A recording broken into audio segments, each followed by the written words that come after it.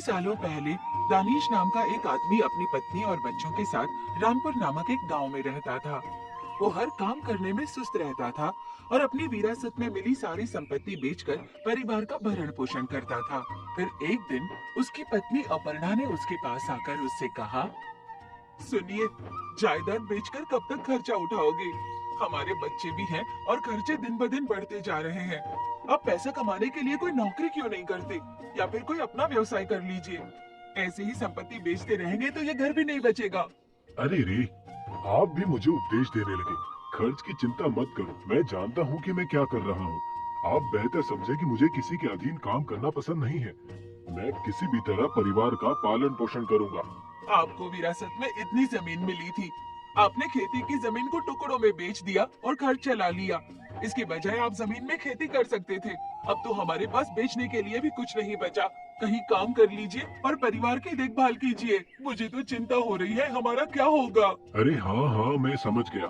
मैं किसी भी कीमत पर इस परिवार का ध्यान रखूंगा और इस घर को नहीं बेचूंगा। अब मुझे ज्ञान देना बंद करो।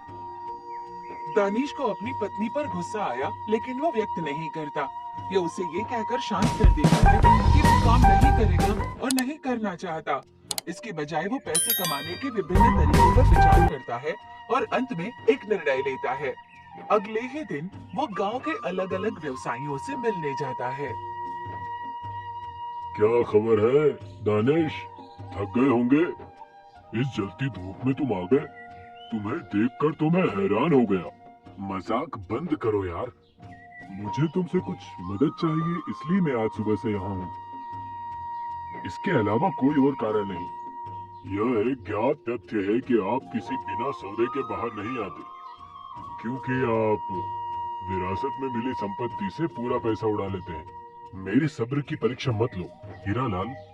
मैं यहाँ सिर्फ सौदा करने के लिए आया हूँ और कुछ नहीं। क्या सौदा? यह क्या है और मैं आपकी क्या मदद कर सकता हूँ? मैं समझा नहीं। मुझे अपना व्यवसाय शुरू करने के लिए निवेश के रूप में आपसे कुछ पैसे उधार चाहिए। सच में? आपने खेती करने के बजाय खेती की जमीन बेच दी और मुझे आश्चर्य है कि आप शहर में व्यवसाय कैसे करेंगे। संपत्ति बेचना ना बेचना मेरी इच्छा है, आपका इससे क्या लेना देना। हालांकि मैं व्यापार करना चाहता हूँ, इसलिए मेरे पास एक बहुत अच्छा विचार है और मुझे आपकी सहायता की आवश्यकता है। आप करेंगे मेरी मदद? अच्छा, देखते हैं। वैसे वो विचार क्या है ये तो बताओ। अच्छा, आपको क्या लगता है मैं मूर्ख हूँ? मैं अपना विचार तुम्हारे सामने आखिर प्रकट क्यों करूँ? आपकी मर्जी, लेकिन यह बताइए कि आप यहाँ क्यों आए हैं? ज्यादा कुछ नहीं। अगर आप अभी मुझे 10,000 रुपए दे सकते हैं तो मैं इस महीने के अंत तक 40,000 रुपए वापस कर दूंगा। क्या तुम मुझे 40,000 रुपए दोगे? अगर मैं तुम्हें अभी 10,000 रुपए दूं, क्या तुम मुझे बेवकूफ समझते हो दानिश? ये मेरे व्यवसाय का रहस्य है। वैसे भी अगर आपको विश्वास नहीं है तो मुझे यह पैसा कर्ज के रूप में दे दो। मैं यह पैसा ब्याज सहित आपको वैसा का वैसा लौटा दूंगा। मैं तुम्हें कर्ज कैसे दे सकता हूँ? आपके पास नौकरी या व्यवसाय नहीं है। आप मुझे उन पैसों के लिए भला क्या वादा कर सकते हैं? आप मुझ पर शक कर रहे हो? आप जानते हैं कि मेरे पास मेरा घर है, इसलिए उस घर को आप मुझसे वादे के रूप में ले सकते हैं और एक समझौता लिखें, तो आप भी सुरक्षित महसूस करेंगे। दानिश के शब्दों ने हीरालाल को राहत दी, क्योंकि उसे पता था कि ऋण के रूप में पैसा उधार देना, वो भी सही ब्याज और सही दस्तावेज के साथ, उसके लिए मुनाफे का सौदा है। ठीक है, मैं आपको पैसे उधार दूंगा, लेकिन एक शर्त पर। मैं प्रति 100 रुपए पर 2 रुपए ब्याज के रूप में लूंगा। आपको बिना असफल हुए ब्याज का भुगतान करना होगा। बिल्कुल बिल्कुल, मैं आपके सारे पैसे समय पर चुका दूंगा। ठीक है, यह रहा पैसा। हीरालाल दस्तावेज में सारी बातें लिखकर ब्याज के लिए पैसा उधार दे देता है। दानिश खुशी खुशी वहाँ से चला गया। दानिश उसी तरीके से गांव के सभी अमीर लोगों को एक ही कहानी सुनाकर उनसे बहुत सारा पैसा इकट्ठा करता है और सभी में अधिक पैसा कमाने की आशा की किरण पैदा करता है। दिन के अंत में वो घर लौटता है और अपनी पत्नी अपर्णा से जाकर कहता है, अपर्णा, तुम हमेशा मुझे आलसी होने के लिए ताना मारती हो, लेकिन देखो अब मेरे पास कितना पैसा है। अरे, इतने सारे पैसे! आपके पास इतने पैसे कहाँ से आए? कौन देगा मुझे? मैंने इस धन को अपनी बुद्धिमानी और चतुराई से पाया है। क्या तुम्हें मुझ पर भरोसा नहीं है? मैं जानती हूँ कि आप इतने होशियार नहीं हो। सच सच बताओ, आपने कौन सी चाल चली? मैंने गांव के सभी साहूकारों से कहा है कि मुझे व्यवसाय के लिए धन की आवश्यकता है, तो उन सब ने मुझे ब्याज के रूप में पैसे उधार दिए हैं। क्या तुमने घर गिरवी रख दिया? हे भगवान! नहीं नहीं, एक से लिया है तो गिरवी रखना है, लेकिन मैंने 5 लोगों से पैसे उधार लिए हैं। समझ में आया तुम्हें? इसका मतलब तुमने उन्हें धोखा दिया। नहीं, मेरे पास एक तरकीब है। मैं अपने पास के गांव में 5 रुपए प्रति 100 से कारोबार करूंगा। हम 3 रुपए प्रति 100 का हिस्सा लेंगे और उन अमीर लोगों को उधार दिया हुआ पैसा हम उससे चुका सकते हैं। तुम समझ रही हो? ये क्या कह रहे हो? आसपास के गांव में व्यवसाय करोगे? क्या आपको लगता है ये संभव है? उन सभी लोगों को ये पैसा कैसे लौटाएंगे? अभी हमारे पास ये घर तो है, लगता है ये भी बिक जाएगा। मुझे पता है कि मुझे क्या करना है। मुझे सुझाव मत दो। मैं पास के गांव में जाकर अपने मित्र से मिलूंगा। छोड़ो, जाने दो। तुम्हें जो करना है करो। अगले ही दिन दानिश पड़ोस के गांव जाने लगता है। वो एक जंगल से गुजर रहा होता है। तब अपने रास्ते में वो एक ऋषि को देखता है जो एक पेड़ के नीचे तपस्या कर रहे हैं। वो ऋषि के सामने सांप को देखते ही ऋषि को सतर्क करने की कोशिश करने लगता है। आदरणीय ऋषि जी, कृपया आंखें खोलिए। ऐसा कहते हुए दानिश ने सांप को दूसरी दिशा में फेंक दिया। उसकी आवाज सुनकर ऋषि ने अपनी आंखें खोली और उसे वहां देखकर वो चौंक गए। तुम कौन हो बालक? तुम क्यों चिल्ला रहे थे? तुमने मेरी तपस्या में विघ्न क्यों डाला? मेरा नाम दानिश है और मैं रामपुर में रहता हूँ। मैं अंबाला जा रहा हूँ। मैंने आपके सामने एक सांप को देखा तो मैंने उसे फेंक दिया। अगर मैं ऐसा न करता तो वो सांप आपके पैर में डस लेता मुनिवर। उस सांप को दूर फेंककर मैंने आपकी जान बचाई है। ऐसा कहते हुए दानिश ने वो सांप उन्हें दिखाया जिसे उसने फेंका था। दानिश के काम से प्रसन्न होकर ऋषि ने उससे कहा, बहुत अच्छे वत्स, तुमने अपनी जान जोखिम में डालकर मेरी जान बचाई, इसलिए तुम मुझसे कुछ भी मांग सकते हो। मैं अपनी सभी शक्तियों के साथ तुम्हारी इच्छा पूरी करूंगा वत्स। दानिश कुछ देर सोचता है, फिर हाथ में रखे रुपयों की थैली की ओर इशारा करता है और अपनी इच्छा के बारे में ऋषि से बात करता है। प्रिय ऋषि, कृपया मुझे एक ऐसा वरदान दे जिससे भी यह पैसा मैंने उधार लिया है, यह वरदान देने के बाद वो मुझसे अपना उधार दिया हुआ पैसा ना मांगे। प्रिय वत्स, जल्दी मत करो। मुझसे यह वरदान मांगने से पहले 2 बार सोचो। बेशक मुनिवर, मैं नहीं चाहता कि लोग मुझसे यह पैसा वापस मांगे। अगर वे यह पैसा नहीं मांगेंगे तो मैं अपना व्यवसाय कर पाऊंगा और अपना घर बना पाऊंगा। कुछ खेती की जमीन खरीदने के बाद अपनी पत्नी के लिए गहने, अन्य संपत्ति भी खरीद पाऊंगा और थोड़े ही समय के भीतर पूरे मुनाफे के साथ गांव का सबसे अमीर आदमी बन पाऊंगा और एक सफल व्यक्ति भी। तो मुनिवर, मेरी आपसे विनती है कि कृपया करके आप मुझे वो वरदान दे दीजिए। ठीक है, जैसा तुम चाहो। जिन लोगों ने आपको पैसा उधार दिया है वे जब तक जीवित रहेंगे आपसे वापस लौटाने के लिए नहीं कहेंगे। हे प्रिय ऋषि, आपका बहुत बहुत धन्यवाद। मैं हमेशा के लिए आपका आभारी रहूंगा। प्रणाम मुनि। खुश रहो, तुम जा सकते हो। ऋषि से विदा लेने के बाद दानिश वरदान को लेकर काफी उत्साहित महसूस करता है और पास के गांव में अपने दोस्त हिमांशु से मिलने उसके घर जाता है। और दानिश, बहुत समय हो गया। सब कुछ कैसा चल रहा है मित्र? हाँ मित्र, सब कुछ बहुत अच्छा चल रहा है। तुम्हारा सब कुछ कैसा चल रहा है? तुम गांव छोड़कर कुंवारे ही रह गए, क्या बात है? मेरा परिवार में मन नहीं है। मैं गांव से भाग आया क्योंकि मेरे पिता चाहते थे कि मैं शादी कर लूं। मैं साहूकार हूं और अपने कारोबार से खुश हूं। तुम क्या कर रहे हो? तुम यहाँ किस लिए आए हो?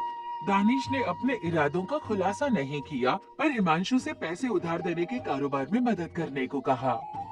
मुझे अपनी जमीन बेचने के बाद कुछ पैसे मिले हैं और आप जानते हैं कि अगर सही तरीके से निवेश नहीं किया गया तो पैसा गायब हो जाता है। अब मुझे आपकी मदद की जरूरत है। आप यह पैसा लें और इसे 5 रुपए ब्याज पर उधार देकर व्यापार करें। आप 1 रुपए का हिस्सा लें और मुझे 4 रुपए दें। यह इतना आसान नहीं है जितना तुम कह रहे हो, लेकिन चूंकि तुम मेरे बचपन के दोस्त हो इसलिए तुम जब चाहो ब्याज सहित यह पैसे ले सकते हो। क्या यह ठीक है? हाँ हाँ, क्यों नहीं, जरूर। पर क्या किसी दस्तावेज पर आप ये सब नहीं लिखेंगे? क्या दानिश, तुम मुझ पर भरोसा नहीं करते? ठीक है, फिर इस पैसे को अपने पास रख लो, अगर कोई दस्तावेज की आवश्यकता हो तो। ठीक है? अरे अरे ठीक है, ये पैसे ले जाओ और अपने पास रख लो, मुझे जब जरूरत होगी मैं तुमसे ले लूंगा। ठीक है, फिर मिलते हैं। इस तरह दानिश हिमांशु को सारे पैसे देता है और खुशी खुशी घर लौट आता है। वो सारी घटना अपनी पत्नी को बताता है। क्या तुमने सारे पैसे उस मूर्ख हिमांशु को दे दिए? मैं वैसे भी तुम्हारे दिमाग को नहीं पढ़ सकती। हमें कम से कम ब्याज का पैसा तो मिल ही जाएगा। बाकी आप क्या करने पर तुले हैं ये तो आप ही जाने। हाँ, अब समझ में आया ना, पैसे कमाने के लिए नौकरी की जरूरत नहीं होती, बल्कि काफी बुद्धिमान होने की जरूरत होती है। इसलिए अब मुझे कभी भी ज्ञान देने की कोशिश मत करना, ठीक है? अच्छा, बकवास बंद करो। कड़ी मेहनत से बचने के लिए मुझे मनगढ़ंत कहानियां मत सुनाओ। अरे कहानियां नहीं प्रिय, बस इंतजार करो और देखो कि हम गांव के सबसे अमीर आदमियों में से एक बनने वाले हैं। और कुछ इस तरह दानिश अपने व्यापार करने के विचार से उत्साहित महसूस करता है और सोचता है कि ऋषि के वरदान के कारण कोई साहूकार उसे पैसे वापस करने के लिए नहीं कहेगा। इस तरह से एक साल बीत जाता है। फिर एक दिन साहूकार का बेटा दानिश के पास आता है और आकर उससे कहता है, सुन लो दानिश, तुमने एक साल पहले मेरे पिता से पैसे लिए थे और ब्याज भी नहीं दिया, कृपया करके मेरा पैसा लौटा दे। उसकी बात सुनकर दानिश सोचने लगा कि करण को उस कर्ज के बारे में कैसे पता चला, जबकि उसके पिता ने एक बार भी उससे नहीं कहा था। वो ऋषि के वरदान पर विचार करते हुए सोचता है और उससे पूछता है, क्या मैंने तुम्हारे पिता से पैसे कब लिए? तुम्हें कैसे मालूम? क्या तुम्हारे पास कोई सबूत है? और अगर कोई सबूत है तो बताओ। दानिश ने करण को झांसा देने की खूब कोशिश की, पर तुरंत करण ने उसे वो दस्तावेज दिखाया जो वो अपने साथ लाया था। ये देखो, तुम्हारे द्वारा दस्तखत किया हुआ दस्तावेज। अब झूठ मत बोलो और मेरा सारा पैसा एक हफ्ते के अंदर मुझे वापस कर दो, वरना मैं तुम्हारे घर पर कब्जा कर लूंगा। दानिश को कड़ी आवाज में चेतावनी देते हुए करण वहाँ से चला जाता है। दानिश इन सभी घटनाओं से हैरान है, क्योंकि सभी व्यवसायियों के बेटे घर आए और दानिश को एक हफ्ते के अंदर कर्ज चुकाने की चेतावनी देकर चले गए। ये सब देखकर और उनकी बातचीत सुनकर अपर्णा ने अपने पति के पास आकर उससे कहा, क्या हुआ? आपने मेरी बात नहीं मानी ना? ये आपकी मूर्खता का ही परिणाम है। अगर आप मेहनत करते तो ऐसा नहीं होता। अब आपको लिया हुआ पैसा और उसका ब्याज एक साथ चुकाना पड़ेगा। अब घर नीलाम करने की नौबत आ गई है। आपने ऐसा क्यों किया? हम अपने छोटे से बच्चों को लेकर कहाँ जाएंगे? हे भगवान, क्या करें? दानिश, जो अपने ही विचारों में खोया हुआ था, वो अपनी पत्नी से कहता है, रुक जाओ, मैं जानता हूँ मुझे क्या करना है। मैं हिमांशु से अपना सारा पैसा वापस लूंगा। मैंने जो उसे दिया है मुझे उसका 4 गुना मिलेगा। मैं जाकर उसे लूंगा और सारा कर्ज चुका दूंगा। तुम बिल्कुल भी चिंता मत करो। इतना कहने के बाद वो तुरंत अपने दोस्त हिमांशु के घर के लिए रवाना होता है, पर वहाँ पहुंचकर उसके घर को बंद पाता है। फिर वो हिमांशु के पड़ोसियों से हिमांशु के बारे में पूछने जाता है।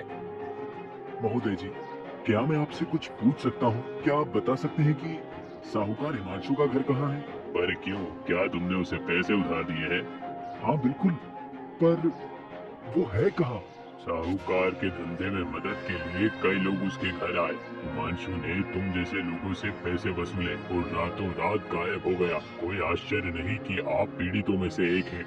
मैं आप जैसे लोगों को जवाब देते देते थक गया हूँ। वह आवारा है। अब तुम यहाँ से जा सकते हो। मक्खन लाल का जवाब सुनकर दानिश चौंक जाता है और वरदान देने वाले ऋषि पर क्रोधित हो जाता है। वो बहुत ही गुस्से में आकर ऋषि से नतीजों के बारे में सवाल पूछने उनके पास आता है। ऋषि ध्यान भंग होकर उसकी तरफ देखते हैं और उससे पूछते हैं, आओ प्यारे दानिश, बहुत दिन बाद देख रहा हूँ। क्या हुआ? क्या तुम्हें कोई समस्या है? आपने कहा था कि आपने मुझे वरदान दिया था क्योंकि मैंने आपकी जान बचाई थी, लेकिन आपने मुझे धोखा क्यों दिया? क्या क्या बोल रहे हो तुम? मैंने तुम्हें कैसा धोखा दिया है दानिश? दानिश पिछले एक साल में हुई सारी घटना का ब्यौरा ऋषि को देता है और गुस्से में उन्हें खरी खोटी सुनाता है। उसकी बातें सुनकर ऋषि मुस्कुराते हैं और फिर उससे कहते हैं, प्रिय दानिश, कृपया याद करें कि आपने मुझसे उस दिन क्या पूछा था। क्यों नहीं, मुझे याद है। मैंने कहा था कि जिस व्यक्ति ने पैसा उधार दिया है वो मुझसे वापस ना मांगे। तो यही कारण है कि उन साहूकारों ने जब तक जीवित रहे तुमसे नहीं पूछा तो तुम्हारा वरदान तो पूरा हो गया, लेकिन उस पैसे पर उनके वारिसों का अधिकार है, इसलिए उन्होंने कर्ज वापस मांग लिया। तुमने कहा था कि लोग आके वापस नहीं मांगे, बल्कि आपको मांगना चाहिए था कि कोई भी कर्ज नहीं होना चाहिए। तो इस हिसाब से मैंने तुम्हें कोई भी धोखा नहीं दिया है। आदरणीय ऋषि जी, मैं इस बात पर ध्यान नहीं दे पाया, लेकिन मेरे मित्र ने जब मैंने उस पर भरोसा किया तो मुझे धोखा दिया। आप मुझे बताएं ऋषिवर, क्या यह उचित है? दानिश, क्या तुम न्याय की बात कर रहे हो? क्या यह मेहनत की कमाई है? आप हमेशा बिना मेहनत के पैसा कमाना चाहते थे, इसलिए आपने गांव के लोगों को धोखा देकर पैसा जमा करके अपने दोस्त को दे दिए। फलस्वरूप आपके दोस्त ने भी आपको उसी तरह धोखा दिया। हमेशा याद रखें कि अगर यह मेहनत की कमाई नहीं है तो कोई भी चीज अपने पास आप नहीं रख सकते।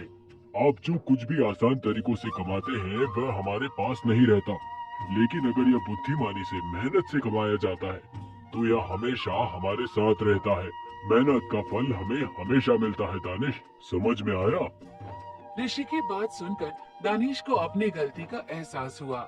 वो पछतावे के साथ उनसे कहता है, आदरणीय ऋषि, मैंने सबक सीख लिया और मुझे अपनी गलती का एहसास हो गया है। मैं अपने जीवन में कभी भी लोगों को पैसे के लिए धोखा नहीं दूंगा। मैं अपने परिवार के लिए कड़ी मेहनत करूंगा। भगवान तुम्हारा भला करे दानिश। दानिश अपना घर बेच देता है और अपना सारा कर्ज चुकता कर देता है।